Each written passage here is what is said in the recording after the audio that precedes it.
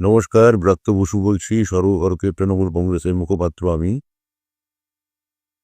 আজকে বিহারে রেজাল্ট বেরোনোর পর কেন্দ্রীয় মন্ত্রী এবং বেগুসরাইয়ের সাংসদ গিরিরাজ সিং হুঙ্কার দিয়ে অনেক কথা বলেছেন, বাংলা দখল করবেন, বাংলা নাকি রোহিঙ্গাতে ভরে গেছে, ইত্যাদি ইত্যাদি ইত্যাদি।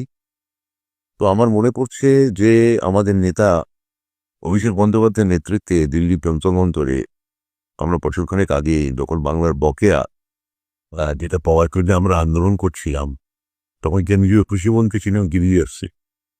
তো আমরা যখন অফিসিয়ালি দলগতভাবে কেন্দ্রীয় মন্ত্রীর কাছে অ্যাপয়েন্টমেন্ট চাই, তিনি অ্যাপয়েন্টমেন্ট না দিয়ে পেছনের দরজা দিয়ে পালিয়ে যান, কার্যত পালিয়ে যান। পরে বাংলার যে বকেয়া, সেটা সুপ্রিম কোর্টের নির্দেশে 100 দিনের কাজে যে বকেয়া, সেটা কেন্দ্রীয় সরকার আমাদের দিতে বাধ্য হচ্ছে।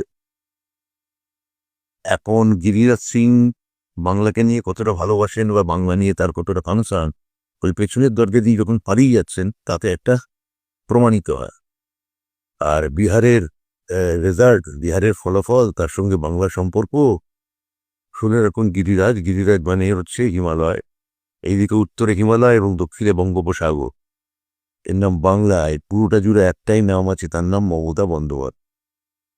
বিহারের ফল নিয়ে আপনারা যে এরকম মানে উৎসাহিত হয়ে উঠছেন, আবার এসে হয়তো বলবেন আগলা বা 300 পার, 250 পার, এসব বলবেন, বলতে থাকুন।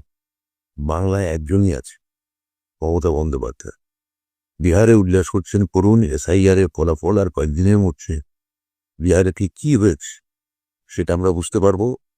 কিন্তু বিহারে যা হয়েছে, SIR আপনারা করতে গিয়ে বাংলায় প্রতিটি বুথে আমাদের তৃণমূল কংগ্রেসের কর্মীরা অচন্দ্র প্রহরীর মতো পাহারা দিচ্ছে।